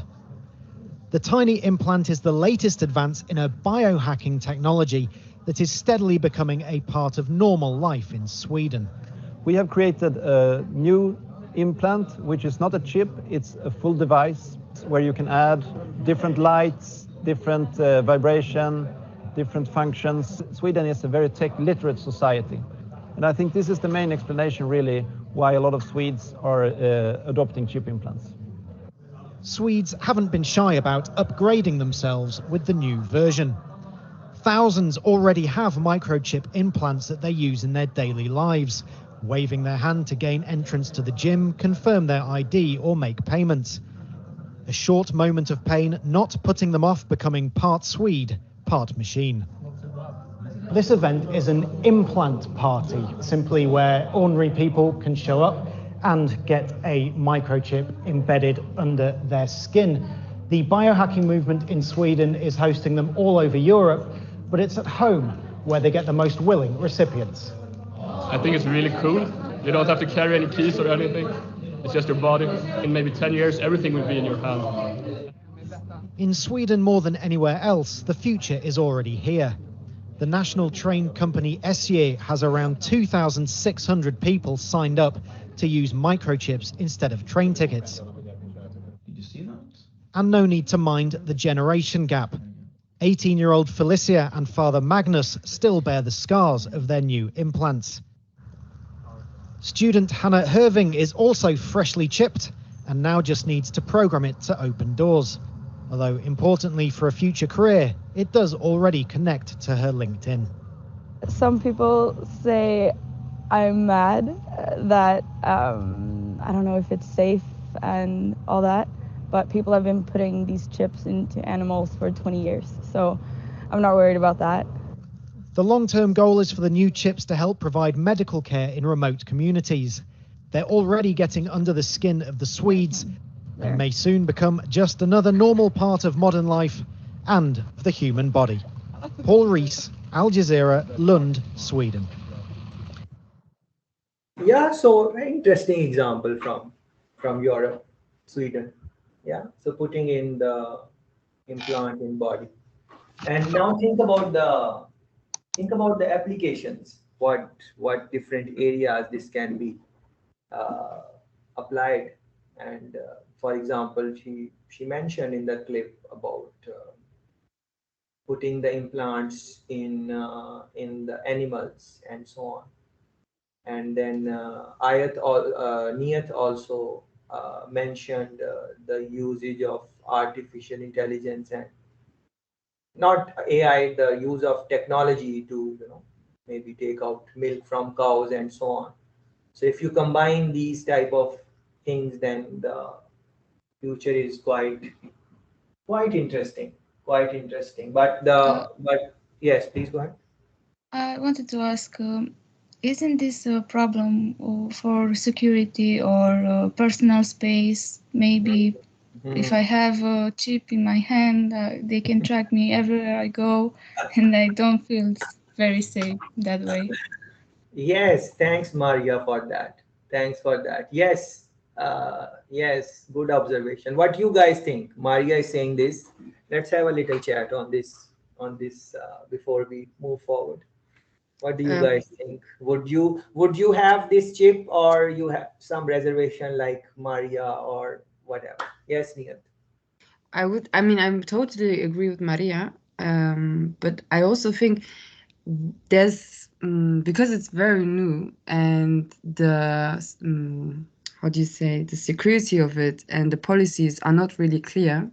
I think there's a big gray zone, and like I remember when I worked for exhibition for like a purse company, and in the purse you could only put cards in there, not really money, and inside of the purse there was like a foil, like something in between the leather, so people couldn't like take the money of it. So what's the I mean, I don't know, apparently they have like scanning machines, and they walk through the city and then they scan your money and it goes to the laser machine. And so with this foil in the purse, it's gonna stop. So I guess if we don't know the insecurities and the gray zone and the gap between black markets and security wise, then I think people will still get scared of it. So we don't know nothing about the chip right now. I mean, I was really surprised about the chip. I always thought it's a lie, but now to see it's crazy. Yeah. It is crazy. It is crazy indeed. But yes, if I think it's I don't know, if I think more, we all have phones in our hands and we take them everywhere with us, so it's kind of the same thing, but with the chip it's more easy. I don't know, I don't need keys, I don't need a wallet, I don't need anything. See, this is so interesting, because if you reflect, first Maria was saying that this is you heard what she said earlier, and then now she's saying that it's like mobile phone also in many ways. So that's very interesting. That's very interesting. And Niyat made very interesting point that the policies there is a divide between policy. These things are not clear where these type of data go. Someone is watching me all the time. People sometimes they don't want to be known all the time, but if your phone is on internet and that and your internet is on, are you aware that your location can be traced by using some apps? Anyone can know where you are. Yeah. So, and many people don't know that that just like it tracks you. If you activate it on the for example, let's say for any application, for you are using Google and you activate it, if you go in the settings, you activate it, and at the end of month it is going to give you a report of which areas you went to, how much time you spent. All of that will come in your email, so that we think that we think we are not tracked, but if you think about it, just like Maria is saying, our giving example of phone, once the internet is on, you are linked with the net, even if you are not using it. I had once some kind of app that tracked my steps, and after I was doing, I don't know, a number of steps, I will receive some kind of premium, I don't know, some kind of things. And I was thinking how they managed to give me money if I just walk. And I'm thinking now that they know everywhere I go, what I'm buying, where I'm staying the most, and this is very, very scary right now. Very good. If you Very think good. like that. Very good, Maria. Very good example. Very good example. So these things, as we were saying yesterday or the day before, that we sign up for different things and they say, oh, we are not charging you anything and this is free and we are using it. Those things are not free at all. They are gaining our data, and data is on which these technologies are going to give you better predictions, especially artificial intelligence. Yes, Maria. I'm thinking that no, we maybe have some higher education than some of people, and still get uh, fooled by these kind of apps. Yes. How can we, I don't know, inform the rest of us? How, sorry? How can we inform the rest of people? I don't know. Just like this, you are informing other friends and making them think. Just like that. Just like that. This is very interesting. This is very interesting. So data. So um, these people who are in security companies and who work in these type of jobs, they don't use smartphones. Are you aware of that? They use a simple phone with just Yes, I'm phone. aware. You're aware? Yes. Yes. So they use simple phone which is going to make the call and which is going to make the text, and no browsing, no internet, simple phone they use it. Many times you would see that. So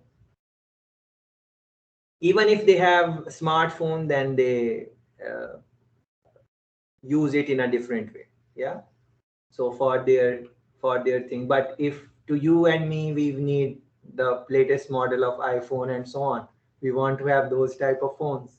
I don't know. Maybe I will buy some of the old phones if I'm too scared or something. I don't know. Yes, maybe. But what other what let me ask other friends also who are here. What would you have the chip like that in your hand or in your body, or you're not comfortable? Any other thoughts? What other friends? I would like if more friends can make some comments, even if a line or two. Are you comfortable or not comfortable, or would you try it or not? Alexandra, Karina. I would do that, but if it would, I don't know how, if it would be necessary. I mean, right now I'm okay, like carrying. Anyway, I'm not carrying loads of stuff with me. I don't have a big bag or anything like that. But if I would have a job or my work would require me such a thing that I couldn't carry too many things with me, then probably I'll do it. Or if simply going out would be more accessible. And as I mentioned, I think I mentioned yesterday that we're moving at such a fast pace that we cannot keep track sometimes. And even like, let's say we can compare this with a vaccine, because everyone thinks, oh, but the vaccine was developed in the last couple of months. Yes and no. We have new technology, and we had the resources, we had the money, we have everything that we needed in order to develop such a thing in such a short period of time. And this applies the same with this chip, because probably, yeah, it wasn't implanted in human beings, but it was implanted in animals. Let's say, let's talk about the animals in the sea. They were implanted in them so they can track them down. They can, so they can check on them to see if they're healthy, to see if they are mating, when, where, how many, what are they doing. So it applies pretty much the same to us, but we just pay and open doors, as they said in the video with it. Very interesting. Very interesting. They're like same, but different. Pretty much the same. Very interesting. Especially the comments about marine life. If you will read on that, you will see that, human beings can just go to a certain depth. After that, they cannot, even now, they cannot go normal, regular. Exactly. Obviously, if such a thing is implanted in human beings, especially at the beginning and for a long time, we will be part of the research. But this is how it is in any domain, in anything that's developed, that's new released on the market. Even though we're talking about clothes, phones, food, everything like that. For a period of time, there is research about it to see how people they react, how people they feel about eating it, playing with it, or whatever. So it's a similar experience, and if all this technology is used in the right way, it's not a thing to be scared. But obviously, there are threats anywhere and everywhere. In even though we're talking about food, we're talking about technology. There are threats somewhere there. So at the end of the day, we take the risk and we develop ourselves and we develop this world. Let's say. This is very good lines of thinking.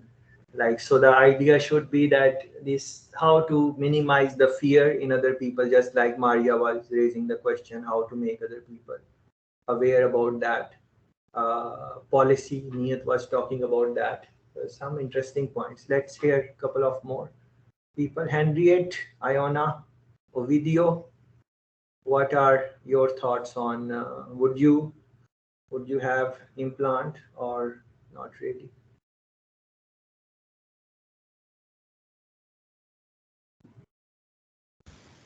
Yes, if I start with me, it's a very interesting lecture in this evening, and I have a lot of truth when I say artificial intelligence and robots.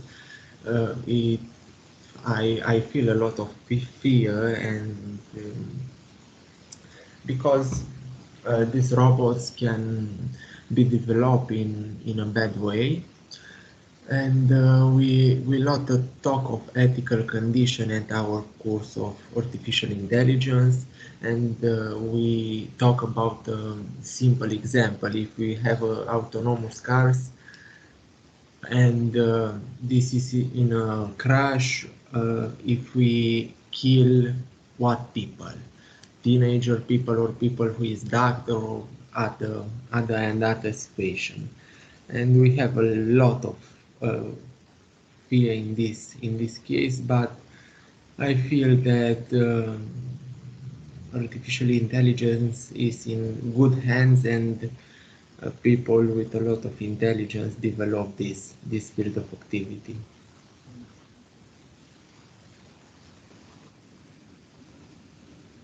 Good points. Good points. Let's look at one more clip.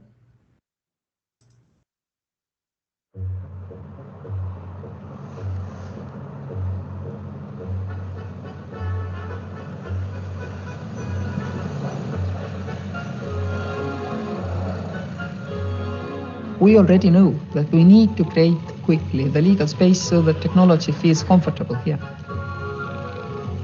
For example, in Estonia, you can see on the streets package delivery robots. They walk here. Our people are currently learning how to live in the world where some of us are people, some of us are cars, and some of us are robots, which is a hugely valuable lesson. In the rest of the developed world, people rely on digitalized services in the private sector. In Estonia, this is also true for the government. 99% of our services are delivered online. We have given our people digital passports, digital IDs, and they can use it for all kinds of services. Estonia might be a tiny country, but it's doing big things when it comes to bringing technology and government into lockstep. And they're calling it e-Estonia. 1 and 2, and 1 and 2. You're good. You think so? Yeah, you're natural. All right, one sentence. What is e-Estonia? I think it's an ecosystem where private and public sector both work together to providing these complex services for the people. You need both sectors to work together. It can't be only private sector or only government. Yeah. Whoa! Whoa! So that sounds like the theory, right? No, it's like it's a practical thing. Do you know how many tax lawyers are in Estonia? How many? Or can do internet voting and things like that. We basically solve internet voting. Yeah, voting over the internet. Huh. I can show you like how can I track my children at school. Here's an app. You can see my son here against the class, and like top 5, so not bad. And this is like a public school, like everyone. Yeah, I mean it's mandatory. Every school has to have a system. Since the days of the Soviet space program, Estonia has been a tech hub. And since their independence in 1991, technology has been baked into its institutions, especially education. täna me räägime sellisest asjast nagu 3D printimine. Vaata, mis on kõik sellega võimalik teha. Ma saadan ringi ka käima, et saate vaadata ja anna sõbrale edasi. Ühesõnaga, sellega on võimalik teha mustmiljon toredaid asju. In lots of Estonian schools, there are 3D printers. Really? Just to print out, this is easy. There are lots of designs, but they have to design by themselves something. And this is important, to be a creator, not only consumer. Arvata, et see on tema aju. See on sama kui mingi, me paneksime, võtaksime aju kuskilt, võtaksid nagu pea sees, võtaks niimoodi. So these kids designed little shapes on a computer, and now they're watching their shapes be printed on a 3D printer. This is an education that, frankly, it's hard not to be a little jealous of. They're even thinking about the bigger implications of algorithms and autonomous robots. Martin Kavets is the country's digital advisor. We're the first country in the world that can operate our whole sovereignty from the cloud. In case of occupation, we run it from Luxembourg. Wow. So if you look at e-Estonia and the digital society we have built, most fundamental innovations are not technological, but they are legal innovations. The idea that the digital identity is mandatory for all people. The idea that the digital signature is equal to the paper one. These are very simple, robust legal innovations. The secret to Estonia's future-proofing is the database of personal information the government safeguards. At birth, the government issues every citizen a unique ID number. But unlike a social security number, Estonians don't mind if theirs is made public. So we're at a delivery floor in Estonia where newborns are immediately plugged into the digital society as soon as they're born.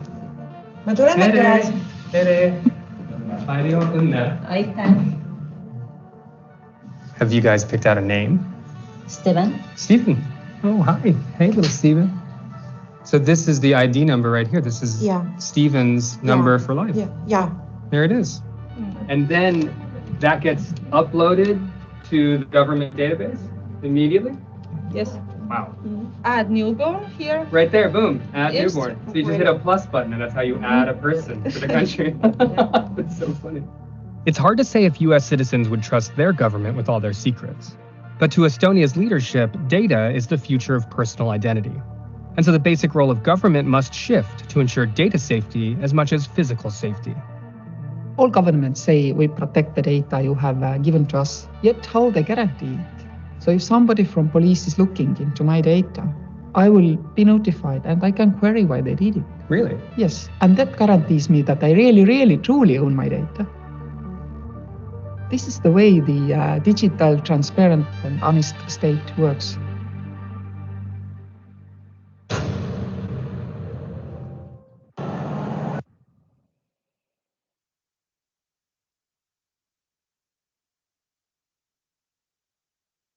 I think you're on mute. Yeah. Oh, yeah. Thank you. Thank you very much. Thank you very much for sharing. That's right. Yes. So I was saying that there are many countries in Europe which we could talk about, but we decided that we're going to talk a little bit about Estonia. So please look into E Estonia and see what are the things they are doing. They are talking about a couple of things in the clip very quickly. I'm going to talk about it. For example, digital passport.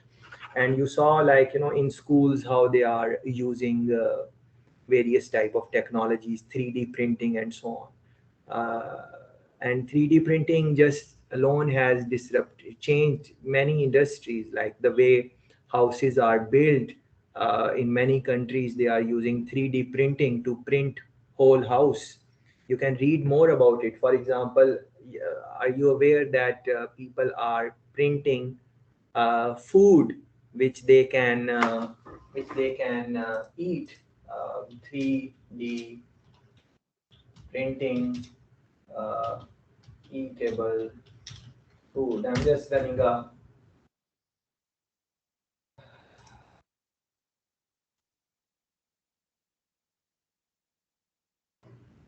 So for example, 3D printed food.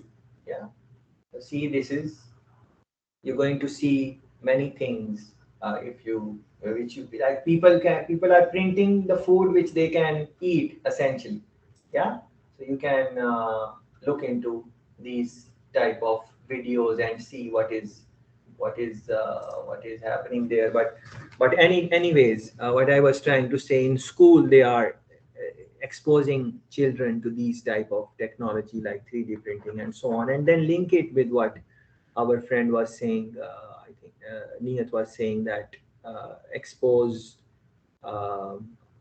people of these technologies in schools and hospitals and so on. So you see, they are doing it. Estonia is doing it. Then they spoke about legal innovation. I would like you to read a little bit about that. Run a Google search and see what that means. Fundamentally, what is happening, I think, is that the Estonians are very much open about this thing, because if you are listening carefully to the clip, they said that Estonians don't really mind if their data is made public. Although yes, if someone is going to check their data, they will also get the notification that, for example, police is looking at their data, and then they will know why. They can ask why you are looking at my data and so on. But generally speaking, the society is more open, that if the data is made public, it's okay. That is how they are in the society. The cultural aspect. So there is this cultural aspect is also very important when we are thinking about artificial intelligence and so on, because technologies are there, many technologies are there, but but is the society open to use that technology? In other words, is society ready to use that technology or not? The same things you saw in Estonia. You saw the transportation, how they were, what they were doing in not just transportation of goods, like the robots were moving. They were moving things from one place to and next place in the snow when the clip started. So if there is a society where people are going to pick up the robot and take it with them, or take the goods from the robot and take it with them, then this technology cannot work there. There is a very interesting reflection. I think yesterday or day before yesterday, one friend wrote in their reflection that the technologies are being built, or they are advancing in a faster pace than the humans are evolving to accept those technologies.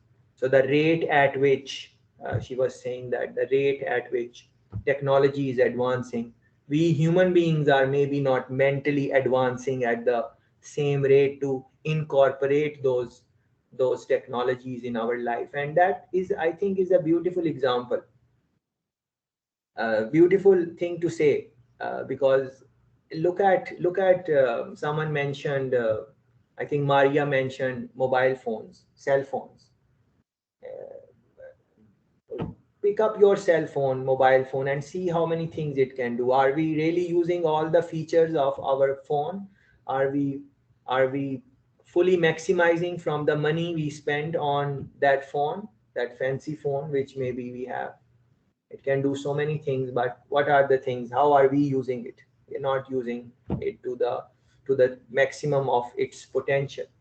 So the readiness of society is, I think, that there you can build a career, that you are going to make your people ready for the change, because this is a change, right? You are doing things in a certain way and you are asked to change. And then if we don't do it, start doing it now, as the time will pass in next 5 years, in next 10 years, the divide is just going to grow, and it's going to just grow more and more. The divide will grow more and more. So if Estonia is doing these things now, imagine what they would be doing in next 5 years, in next 10 years, and then compare it with your country, what is your country doing and how it is moving and so on. Very interesting. So look into this, these type of things, Estonia and so on. Yeah.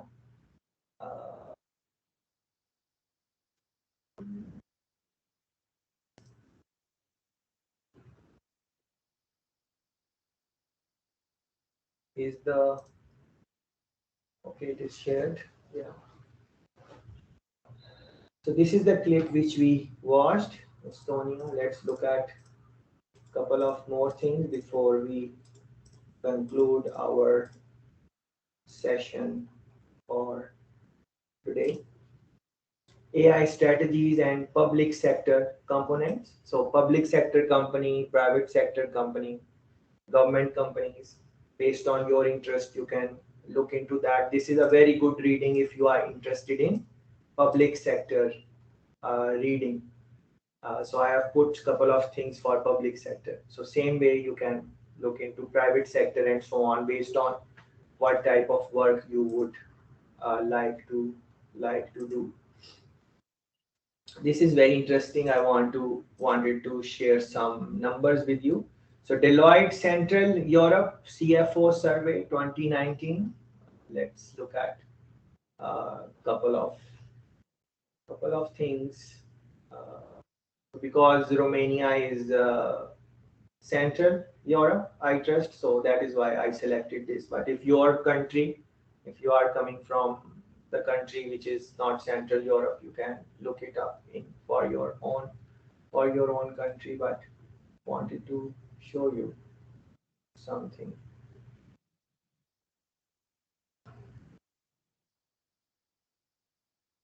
Like for example, look at this. So this is a survey of Central Europe. 64% of CFOs admit that the finance function in their organization is only slightly or not at all prepared for the implementation of AI solutions.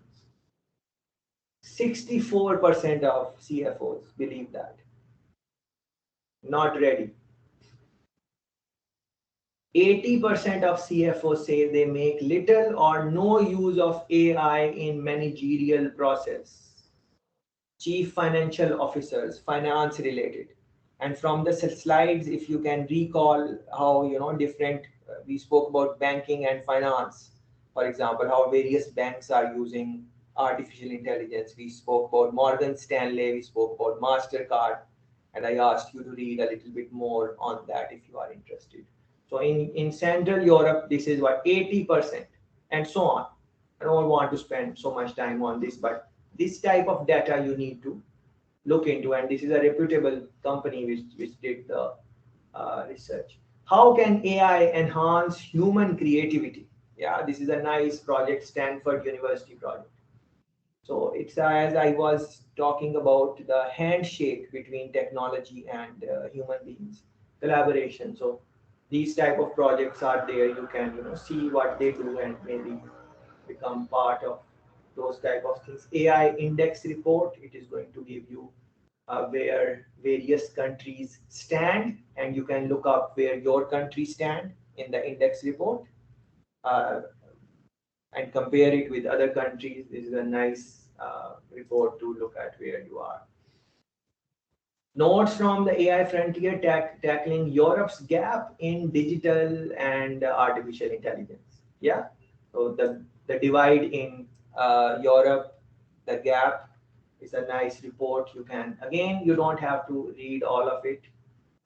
Just read the recommendations and so on, and just glance through the report to see what are the major things they are highlighting. Ethics has been coming again and again and again. Ovidio also, when he was speaking today a while ago, he also mentioned ethics and so on. So this is something which is really worth looking at. High level expert group on artificial intelligence. They drafted ethical guidelines for trustworthy AI. This is from 2018, but now they have finalized some ethical guidelines. So you can run a Google search of the European, your EU ethical guidelines, ethics guidelines for AI trustworthiness. Yeah. So find the latest copy and scan through it and read it. It's available on European Commission's website. Yeah, and this is the website. Yeah, European Commission. Yeah, so you can run a search on that. It's a good website to spend some time in terms of, like, for example, policies. Overall, it is going to give you a sense, like, you know, what are the overall approach of the Europe and so on. And these type of papers, you can write things like this, as I was saying a while ago. What fascinates you, write it, publish it in your university magazine, as a letter to different newspapers in Europe, not just in your own country. Just email them your thoughts, whatever. Write your thoughts, edit them, send them. Read widely on these type of topics, and then focus on the area you are interested in. Those type of things I think you should do. These are some in 2019, as I was saying, just the year before COVID came, and I'm closing shortly. Just the year before COVID came, I was in Europe, and then the idea was to come every year for these type of lectures and other conferences and activities. But then COVID came, and that is why started doing online. But the year before, in 2019, when I was there, and I went to Netherlands, went to different countries, but in Netherlands, the excursions I did for artificial intelligence with the school where I went to. These are some examples of that. If you are interested in what Netherlands is doing in terms of artificial intelligence, you can scan through them. For example, they have this fort. There, they were doing a lot of things in terms of AI. So you can look into that. Philips, we went to Philips company, and in healthcare, they were doing a lot of things. They made some presentation in healthcare and how to apply artificial intelligence in various products and so on. So that was very interesting. You can look into that. Philips as a company, not just Netherlands, Philips Global. You can see, on their website, you can now search for how they are trying to incorporate artificial intelligence in their products and service. Volkswagen was one company where we went, and they are also doing many things in terms of incorporating artificial intelligence and so on. So that is just to say that you should have identified some companies which you are interested in, which you yourself are interested in, and you want to know what are the things they are doing, which sector you want to go in. You need to then find which companies are there which you would want to work for eventually. and then go on their website, read their reports, end of year reports. What are their plans for the future? What are the things they are trying to do in the future going forward? And then try to see how they are using various technologies. And then from there, try to learn those skills. That is very important. Like from this is a basic course on artificial intelligence. This should highlight by the end of Friday. Definitely, these 5 days should make you think that, okay, which areas I am interested in, because we are talking about various different things in artificial intelligence. You should find out, okay, I am interested in this in my country or in nearby countries, or the country where I would want to live and work in. What is their national policies on technologies, not just AI, on technologies? How I can prepare for that, and slowly you start working on that. So at least by end of Friday, we should have. So think about these things, and I think I'm going to conclude here. Thank you very much, and enjoy rest